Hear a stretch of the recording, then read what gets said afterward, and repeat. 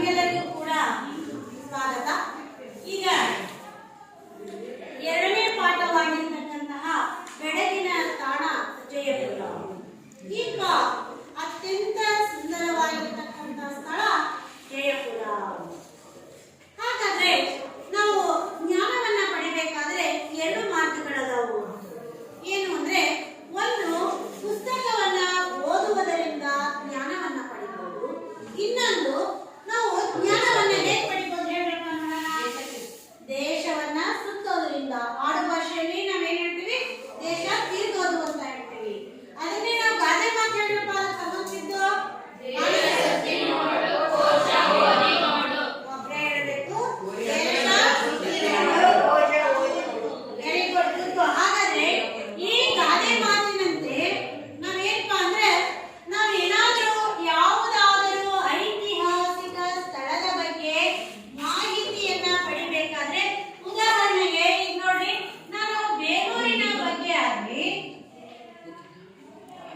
ಅಥವಾ ಹಳೆಬೀಡಿನ ಬಗ್ಗೆ ಆಗಲಿ ನನ್ನ ತರಗತಿಯಲ್ಲಿ ಸಮಾಜ ಪಾಠ ಮಾಡ್ತಕ್ಕಂತಹ ಶಿಕ್ಷಕರು ನಿಮಗೆ, ಅಥವಾ ನಮ್ಮ ಪಠ್ಯದಲ್ಲೇ ಬಂದಾಗ, ಉದಾಹರಣೆಯಲ್ಲಿ 8ನೇ ತರಗತಿಯ ಮಕ್ಕಳಿಗೆ ನೀವು 8ನೇ ತರಗತಿಯಲ್ಲಿದ್ದಾಗ ಯಾವುದೊಂದು ತಲಕಾಡಿನ ವೈಭವ, ಹಾಗೆ ನಾವು ಇಲ್ಲೇ ಪಾಠವನ್ನು ಹೇಳಿದಾಗ ಅದೇನಾಯ್ತು ಅಂದ್ರೆ ನಮಗೆ ಅಷ್ಟೊಂದು ಸರಿಯಾದ ಮಾಹಿತಿ ಸಿಗಲಿಕ್ಕಿಲ್ಲ, ಅಂದ್ರೆ ತಿಳಿಲಿಲ್ಲ. ಈಗ ನೋಡಿ, ನಾವಿವಾಗ ಉದಾಹರಣೆಗೆ ಯಾವುದಾದ್ರೂ ಒಂದು ದೇವಸ್ಥಾನದ ಬಗ್ಗೆ ಆಗಲಿ ಅಥವಾ ಬೇಲೂರು ಹಳೆಬೀಡಿನ ಬಗ್ಗೆ ಆಗಲಿ, ಅನಂತರ ಹಂಪೆ ಹೊಸಪೇಟೆ ಬಗ್ಗೆ ಆಗಲಿ, ಇವು ಏನು ಅಂದ್ರೆ ಪ್ರವಾಸಿ ತಾಣಗಳ ಬಗ್ಗೆ ಹೇಳಿದಾಗ ಅಥವಾ ಜೋಗದ ಬಗ್ಗೆ ಹೇಳಿದಾಗ, ಜೋಗ ಹೀಗಿದೆ ಅಂತ ನಮ್ಗೆ ಹೇಳೋದಕ್ಕಿಂತ ಜೋಗಕ್ಕೆ ನಾವು ಹೋಗಿ ನೋಡಿದಾಗ ಪೂರ್ತಿಯಾಗಿ ಅದೇನಾಗುತ್ತೆ, ಮನನವಾಗುತ್ತೆ. ಅದಕ್ಕೆ ಒಬ್ಬ ವಿದ್ಯಾರ್ಥಿ ಇದ್ದ, ಯಾವ ರೀತಿ ಅಂದ್ರೆ, ಒಂದು ಶಾಲೆ ಒಳಗೆ ಒಬ್ಬ ವಿದ್ಯಾರ್ಥಿ ಎಲ್ಲ ವಿಷಯಗಳಲ್ಲೂ ತುಂಬಾ ಬುದ್ಧಿವಂತ, ಯಾವುದೇ ಪಾಠ ಕೇಳಿದ್ರು ಕೂಡ ತುಂಬಾ ಜಾಣನಾಗಿ ಉತ್ತರವನ್ನ ಹೇಳ್ತಾರೆ. ಆದ್ರೆ ಸಮಾಜ ಪಾಠದೊಳಗೆ ಅವನಿಗೆ ಏನು ಅಂದ್ರೆ, ಬಾದಾಮಿ ಚಾಲುಕ್ಯರು ಅಥವಾ ಈಗ ಹಂಪೆಯ ಬಗ್ಗೆ ಮಾಹಿತಿಯನ್ನ ಹೇಳಿದಾಗ ಮಾತ್ರ ಆ ಮಗು ಸರಿಯಾದ ಉತ್ತರವನ್ನ ಹೇಳೋದಕ್ಕೆ ಪ್ರಯತ್ನ ಪಡ್ತಾ ಇತ್ತು, ಆದ್ರೆ ಆಗ್ಲಿಲ್ಲ. ಈಗ ನೋಡಿ, ಉದಾಹರಣೆಗೆ ಚಾಕ್ಪೀಸ್ ಹೀಗಿರುತ್ತೆ ಅನ್ನೋದಕ್ಕಿಂತ, ಪೆನ್ಸಿಲ್ ಹೀಗಿರುತ್ತೆ ಅನ್ನೋದಕ್ಕಿಂತ, ಸ್ವತಃ ನಟರಾಜ್ ಪೆನ್ಸಿಲ್ ಹೀಗಿದೆ ಅಂತ ನೋಡೋದಕ್ಕೂ, ನಾನು ಹಂಗೆ ಇಷ್ಟು ಉದ್ದ ಇರುತ್ತಪ್ಪ, ಕರ್ಗ ಬೆಳಗ ಇರುತ್ತಪ್ಪ, ಮುಂದೆ ಮೂತಿರುತ್ತಪ್ಪ ಅಂತ ಹೇಳೋದಕ್ಕೂ, ಒಂದು ಉದಾಹರಣೆಗೆ ನಟರಾಜ್ ಪೆನ್ಸಿಲ್ ಹೀಗಿದೆ ಅಂತ ಇದಕ್ಕಿರೋ ಮಾಹಿತಿ ಏನಾಗುತ್ತೆ, ನಮ್ಮ ಸ್ವತಃ ನೋಡೋದಕ್ಕೂ ಕೇಳೋದಕ್ಕೂ ವ್ಯತ್ಯಾಸ ಇದೆ. ಈಗ ನೋಡ್ರಿ, ಈಗ ಲೆಕ್ಕ ನಮಗೆ ಕಷ್ಟ ಅಂತ ಹೇಳ್ತೀವಿ. ಯಾಕೆ ಕಷ್ಟ ಅಂತ ಹೇಳ್ತೀವಿ? 2 2 ಗುಣಿಸ್ರಿ ಅಥವಾ 2 × 2 ಅವನ್ನ ಗುಣಿಸ್ರಿ ಅಥವಾ 2 × 2 ಭಾಗಿಸ್ರಿ ಅನ್ನೋದಕ್ಕಿಂತ ಕೂಡ್ಸೋದು ಹೆಂಗ ಹೇಳ್ಬೋದಪ್ಪ ಅಂದ್ರೆ, ಮಕ್ಕಳಿಗೆ ಕತೆ ರೂಪದಲ್ಲಿ ಹೇಗೆ ಹೇಳ್ಬೋದು, ಮನೆಯಲ್ಲಿರ್ತಕ್ಕಂಥ ಅಪ್ಪ 2 ರೂಪಾಯಿ ಕೊಟ್ಟ, ಅಜ್ಜ 3 ರೂಪಾಯಿ ಕೊಟ್ಟ, ಅತ್ತೆ 5 ರೂಪಾಯಿ ಕೊಟ್ಟರು, ಕೂಡ್ಸಪ್ಪ ಇದನ್ನ ಅಂದ್ರೆ ಆ ಮಗು ಏನ್ ಮಾಡತ್ತೆ, ಬೇಗನೆ ಕೂಡಲನ್ನ ಕಳಿತೈತಿ.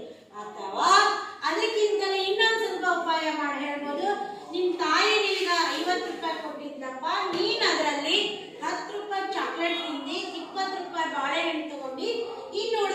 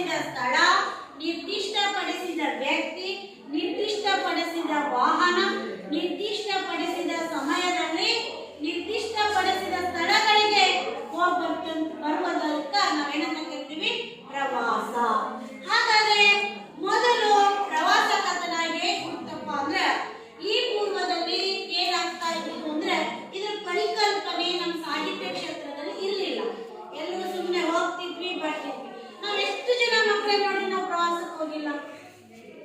ಆದ್ರೆ ನಾವು ಹೋಗಿರೋರು ಯಾರು ಕೂಡ ಟಿಪ್ಪಣಿ ಮಾಡಿ ಸಾಹಿತ್ಯದ ರೂಪದಲ್ಲಿ ಇಳಿಸಿದ್ದೀನೋ? ನಾವ್ ಯಾರಾದ್ರೂ ಈಗ ನೋಡ್ರಿ, ನಾವ್ ಈ ಪ್ರವಾಸಕ್ಕೆ, ನೀವು ಶೈಕ್ಷಣಿಕ ಪ್ರವಾಸಕ್ಕೆ ಹೋಗ್ತೀರಪ್ಪ, ನೀವು ಹೋಗ್ಬೇಕಾದ್ರೆ ಒಂದ್ ಸಣ್ಣ ಬುಕ್ ತಗೊಂಡೋಗ್ರಿ ಅಂತ ನಾವ್ ಹೇಳ್ತೀವಿ, ತಗೊಂಡ್ಬರ್ರಿ ಅಂತ. ಅಲ್ಲಿ ನೀವೇನ್ ಮಾಡಿರಂಗಿಲ್ಲ, ಬರ್ದಿರ್ತೀರಾ ಇಂಥ ಸ್ಥಳದಲ್ಲಿ ಈ ತರನಾಗಿ ನಾವು ಬೇಲೂರಿಗೆ ಹೋದ್ವಿ, ಬೇಲೂರಿನಲ್ಲಿ ಇಂಥ ದೇವಸ್ಥಾನ ನೋಡಿದ್ವಿ, ಅಥವಾ ಇಡಗುಂಜಿಗೆ ಹೋದ್ವಿ, ಗಣಪತಿ ದೇವಸ್ಥಾನ ನೋಡಿದ್ವಿ, ಮುರುಡೇಶ್ವರಕ್ಕೆ ಹೋದ್ವಿ, ಗೋಕರ್ಣಕ್ಕೆ ಹೋದ್ವಿ, ಇಷ್ಟು ಗಂಟೆಯಿಂದ ಇಷ್ಟು ಯಾವ ಮಾರ್ಗದಲ್ಲಿ, ಈ ತರ ನಾವ್ ಯಾರು ಪೂರ್ಣ ಬರೆಯಂಗಿಲ್ಲ. ಏನ್ ಬರಿಬೇಕು ಅಂದ್ರೆ ಬರಿತಕ್ಕಂಥದ್ದು.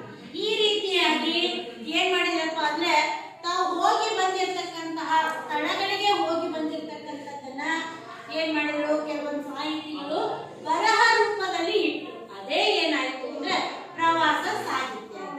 ತಾವು ಹೋದಾಗ ಏನ್ ಅನುಭವ ಆಗಿರ್ತದಲ್ಲ, ಆ ಎಲ್ಲ ಅನುಭವಗಳನ್ನ ಒಂದು ಕಥೆ ರೂಪದಲ್ಲಿ, ಒಂದು ಲೇಖನ ರೂಪದಲ್ಲಿ ಬರೆದ್ರು.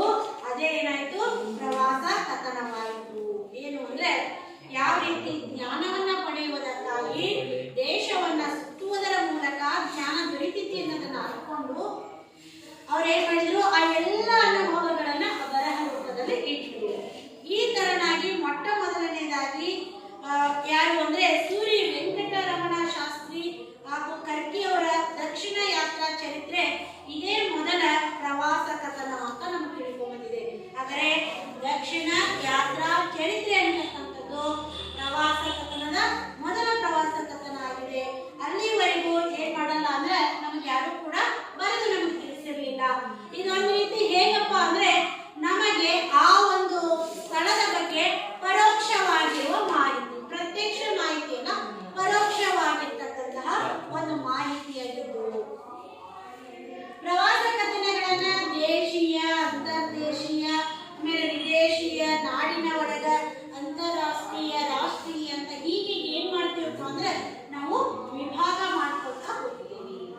ಆಮೇಲೆ ಪ್ರವಾಸದಲ್ಲೂ ಕೂಡ ಏನಾಗ್ತಾವು ಅಂದ್ರೆ, ಶೈಕ್ಷಣಿಕ ಪ್ರವಾಸಗಳು ಬೇರೆ, ಕೌಟುಂಬಿಕ ಬೇರೆ, ಒಂದೊಂದು ವಯೋಮಾನದಾಗ ಒಂದೊಂದು ರೀತಿಯಾಗಿರ್ತಕ್ಕಂತಹ ನಾವು ಹೋಗ್ತಕ್ಕಂಥವನ್ನ ಆಯಾ ಹೆಸರಿನಿಂದ ಅವುಗಳನ್ನ ನಾವು ಪಡಿತೇವೆ.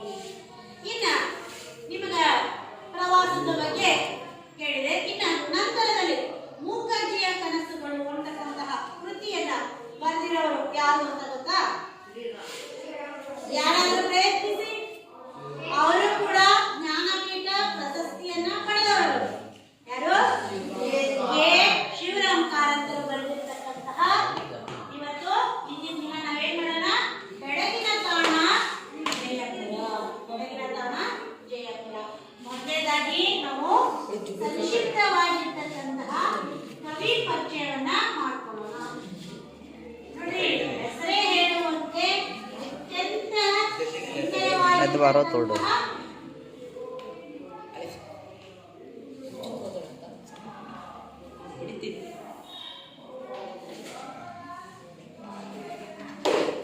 ಬೆಳಗಿನ ತಾಣ ಜಯಪುರ. ಕವಿ ಪರಿಚಯವನ್ನ ಬರ್ಕೊಂಡ್ವಿ. ಯಾರು? ಕೆ. ಶಿವರಾಮ್ ಕಾರಂತರು. ನಮ್ಮ ವಿದ್ಯಾರ್ಥಿಯೊಬ್ಬರು ಸಿದ್ಧಗೊಂಡಿದ್ದೀವಿ, ಹೌದಾ?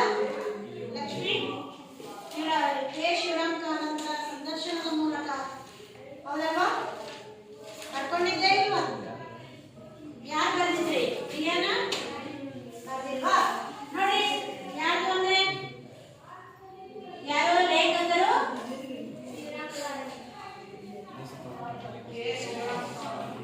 ಎ. ಶಿವರಾಮ್ ಕಾಗಿ.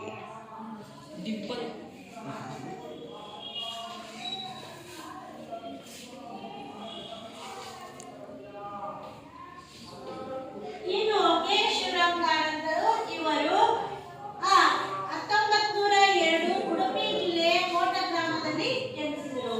ಹಾಗಾದ್ರೆ ಇವರ ಜನನ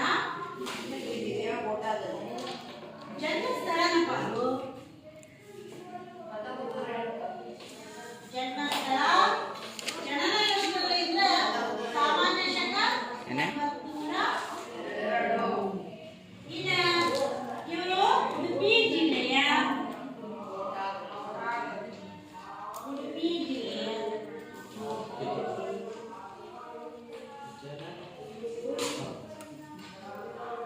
ಕೋಟ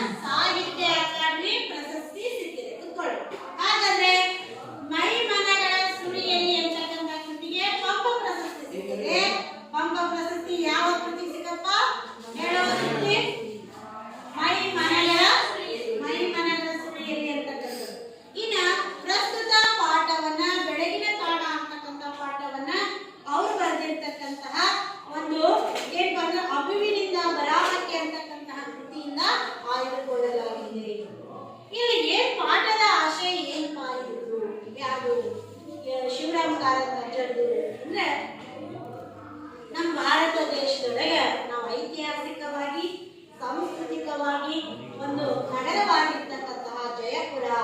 ಇದು ಜಯಪುರ ಯಾವ ರಾಜ್ಯದಲ್ಲೈತ್ವಾ?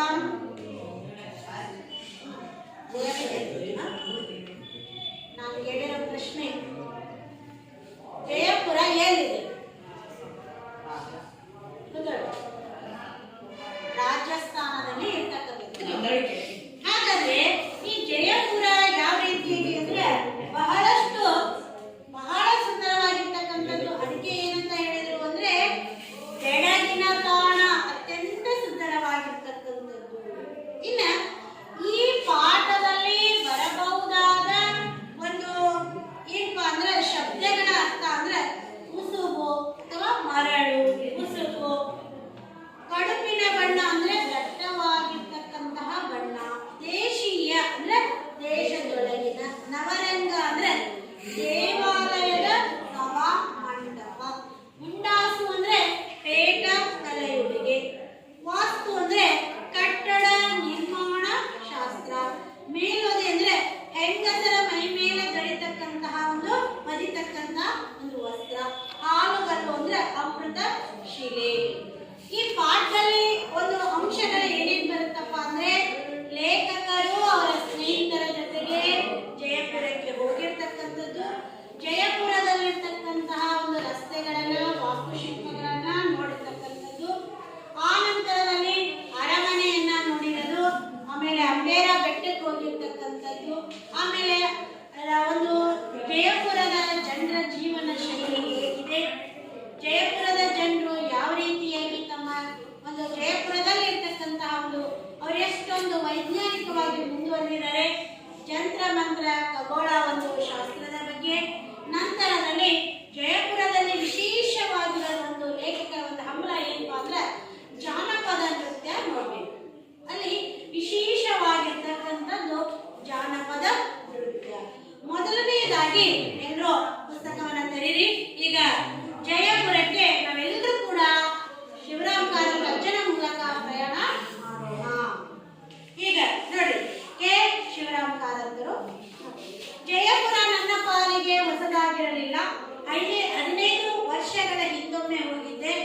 ಈ ಬಾರಿ ನಾನು ಶ್ರೀಪತಿಯು ರೈಲಿನಿಂದ ಇಳಿದಾಗ ಬೆಳಗಿನ 11 ಗಂಟೆ ಬಿಸಿಲು ಬಡಿಯುತ್ತಿದ್ದು ಮಿತ್ರರಾದ ರೈಗಳು ನಿಲ್ದಾಣಕ್ಕೆ ಬಂದು ನಮಗಾಗಿ ಕಾದಿದ್ದರು. ನಮ್ಮನ್ನು ಊರವರೆಗಿನ ಅವರ ಮನೆಗೆ ಕರೆದುಕೊಂಡು ಹೋದರು. ಹೊರಗಡೆ 4 ಸುತ್ತಲೂ ಉಸುಬು ಹರಡಿದ್ದ ಮರಭೂಮಿ ಅವರ ಮನೆ. ಅಲ್ಲಿ ಮಧ್ಯಾಹ್ನದ ವೇಳೆ ಸ್ನಾನಕ್ಕೆ ನೀರು ಕಾಯಿಸುವ ಅಗತ್ಯವಿರಲಿಲ್ಲ. ಉಸುಬಿನ ಕಾವಿನಿಂದ ನಲ್ಲಿಯ ನೀರು ಕಾದೆ ಬರುತ್ತಿತ್ತು. ನಾನೇನು ಬಿಸಿ ನೀರು ಸ್ನಾನ ಮಾಡುವ, ಆದರೆ ನನಗಾದದ್ದು ಶ್ರೀಪತಿಗೆ ಆಗದು. ಶ್ರೀಪತಿ ತಣ್ಣೀರು ಮೀಯುತ್ತಿದ್ದ. ಹೀಗಾಗಿ ಕಾದಿದ್ದ ನೀರನ್ನು ಆರಿಸಿ ತಣ್ಣೀರಿನ ಸ್ನಾನ ಮಾಡಿದ. ಅನಂತರ ಊಟ ಮಾಡಿ 1-2 ತಾಸು ವಿಶ್ರಾಂತಿ ಪಡೆದರು. ನಮ್ಮ ಮೊದಲ ಕಾರ್ಯಕ್ರಮವೆಂದರೆ ಅಂಬೇರಕ್ಕೆ ಹೋಗುವುದು. ಊರ ಹೊರಗಿರುವ ನಮ್ಮ ಮಿತ್ರ ರೈಗಳಿಗೂ ಅಂಬೇರಕ್ಕೂ ಜಯಪುರಕ್ಕೂ ನಡುವೆ ಸಿಟಿ ಬಸ್ ನಡೆಯುತ್ತಿತ್ತೆಂದು ಸಹ ಗೊತ್ತಿರಲಿಲ್ಲ. ಹೀಗಾಗಿ ನಾವು ಟಾಂಗಾವನ್ನ ಗೊತ್ತು ಮಾಡಿಕೊಂಡು ನಗರದ ಮಧ್ಯಭಾಗದಿಂದ ಹೋದೆವು. ಜಯಪುರದ ಮುಖ್ಯ ಬೀದಿಗಳು ಮನಸ್ಸಿನ ಮೇಲೆ ತುಂಬಾ ಪರಿಣಾಮವನ್ನ ಬೀರಿದವು. 1 ಶತಮಾನದ ಹಿಂದೆ ನಗರಗಳು ಬೀದಿಗಳು ನಿರ್ಮಾಣವಾಗಿದ್ದರೂ ಬಹಳ ಅಗಲವಾದ ಬೀದಿಗಳು, ನೇರವಾದವು. ಬಹು ದೂರದಿಂದ ಕಾಣಿಸುವ ಅಂಗಡಿ ಮನೆಗಳ ವಾಸ್ತು ರಚನೆ ಚೆನ್ನಾಗಿ ಸೋಲಿಸುತ್ತದೆ. ಇಲ್ಲಿನ ಒಂದೊಂದು ಮನೆಯು ಒಂದೊಂದು ಶೈಲಿಯು ದೇಶದ್ದು ಆಗಿ ಕಾಣಿಸುವುದಿಲ್ಲ. ಆದುದರಿಂದಲೇ ನನಗೆ ಅವುಗಳ ಮೇಲೆ ಮೋಹ. ಇಲ್ಲಿನ ಮುಖ್ಯ ಬೀದಿಗಳು ಸಂಧಿಸುವಲ್ಲಿ ಸುಂದರವಾದ ಚೌಕಗಳಿವೆ. ಕೆಲವೊಂದು ಕಡೆಗಳಲ್ಲಿ ಭವ್ಯವಾದ ಮಹಾದ್ವಾರಗಳಿವೆ. ಅಲ್ಲದೆ ಜಯಪುರ ಬಣ್ಣಗಾರರ ತವರೂರು. ಬಣ್ಣ ಹಾಕುವ ಕುಶಲಿಗರು ಆ ಊರಿನಲ್ಲಿ ಬಹಳ ಮಂದಿ ಇದ್ದಾರೆ.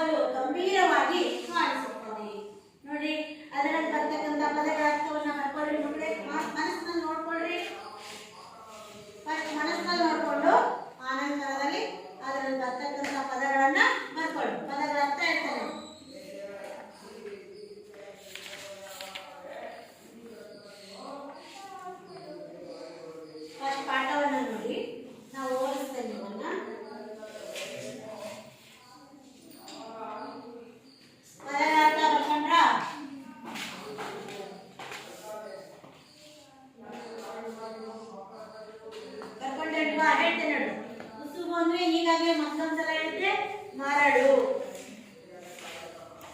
ದೇಶಿ ಅಂದ್ರೆ ದೇಶದ ಹೊರಗಿನ.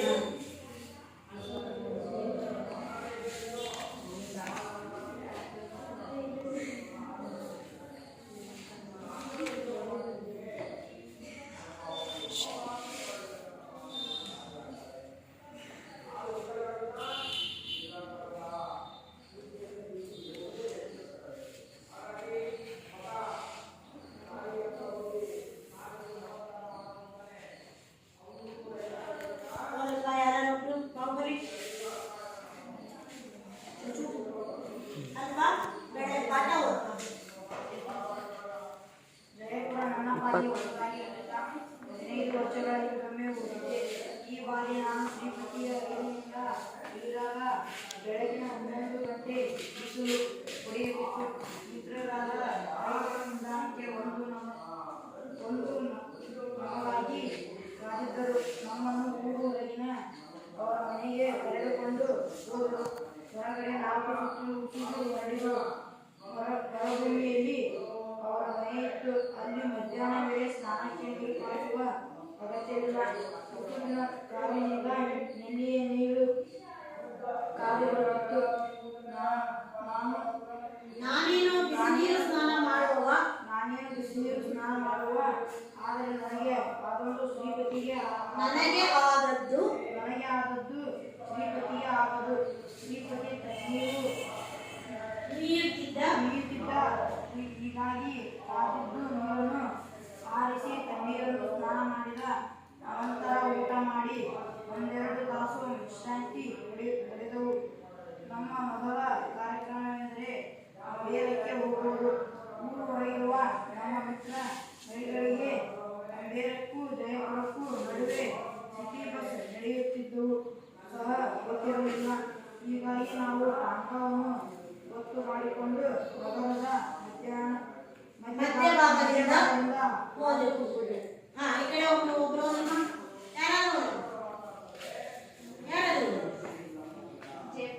ಜಯಪುರದ ಮುಖ್ಯ ಬೀದಿಗಳನ್ನ ವಯಸ್ಸಿನಲ್ಲಿ ಮೇಲಿರುವ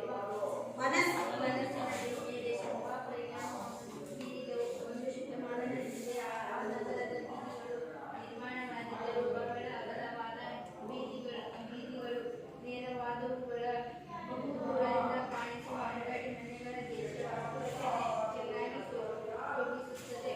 ಇಲ್ಲಿನ ಒಂದೊಂದು ಮನೆಯು ಒಂದೊಂದು ಶೈಲಿಯದು, ಒಂದೊಂದು ದೇಶದ್ದು ಆಗಿ ಕಾಣಿಸುವುದಿಲ್ಲ. ಆಗಿರಲಿಲ್ಲದೆ ನನಗೆ ಅವುಗಳ ಮೇಲೆ ಮೋಹ. ಇಲ್ಲಿನ ಮುಖ್ಯ ಬೀದಿಗಳು ಸಂಗೀತದಲ್ಲಿ ಸುಂದರವಾದ ಚೌಕಗಳಿವೆ. ಕೆಲವೊಂದು ಕಡೆಗಳಲ್ಲಿ ಭವ್ಯವಾದ ದ್ವಾರಗಳಿವೆ. ಅಲ್ಲದೆ ಜಯಪುರದ ಬಣ್ಣಗಾರರ ಬಣ್ಣ ಹಾಕುವ ಕುಶಲರು ಆ ಬಸ್ಸುಗಳಲ್ಲಿ ಬಹಳ ಮಂದಿ ಇದ್ದಾರೆ. ಬಣ್ಣದ ಮೋಹವಿರುವ ಜನರು ಬಹಳ ಇದ್ದಾರೆ. ಗಿಡಮರಗಳಿಲ್ಲದೆ ಸ್ಥಳದಲ್ಲಿ ವಾಸಿಸುವ ಜನರಿಗೆ ಕಣ್ಣಿನ ತಣಿವು ಹೇಗೆ ಬರಬೇಕು?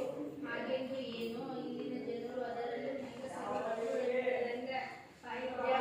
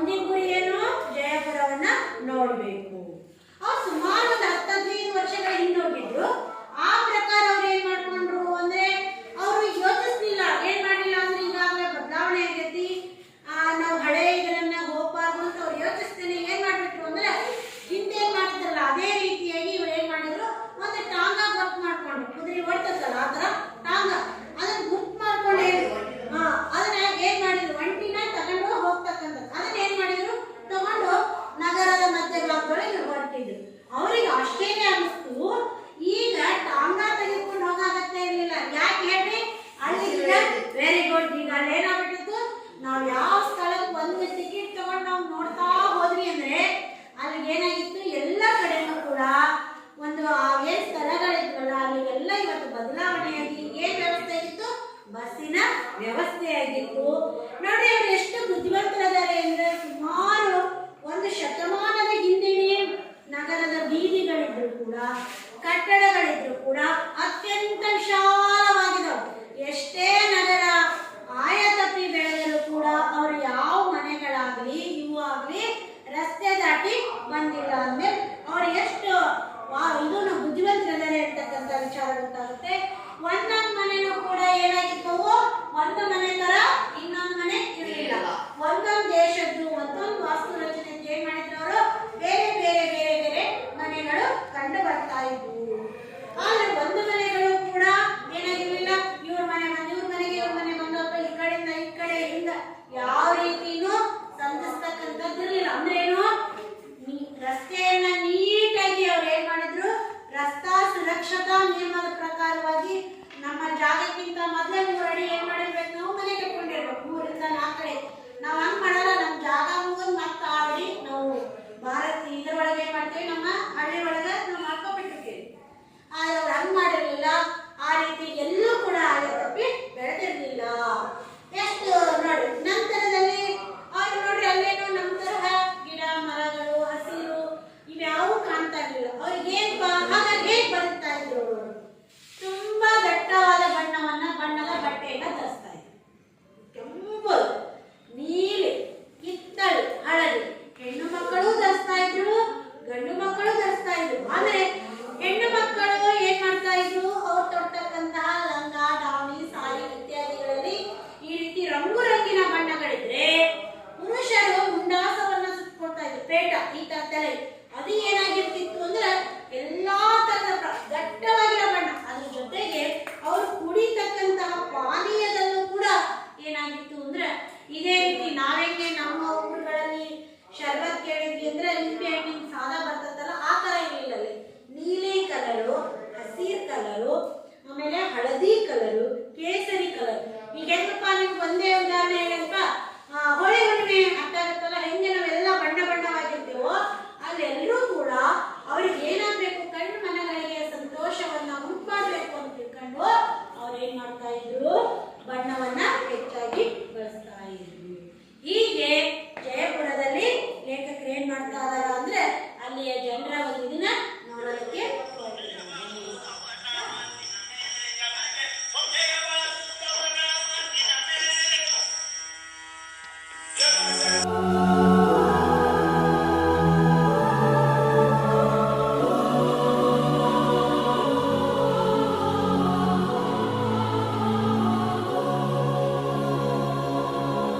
ಬಾಳ್ವೆ ಇರುವುದು ಕಲಿಯುವುದಕ್ಕೆ, ಕಲಿತು ತಿದ್ದಿಕೊಳ್ಳುವುದಕ್ಕೆ, ತಿದ್ದಿ ತೃಪ್ತಿ ಪಡುವುದಕ್ಕೆ. ಬಾಳ್ವೆ ಇರುವುದು ಬದುಕುವುದಕ್ಕಾಗಿ.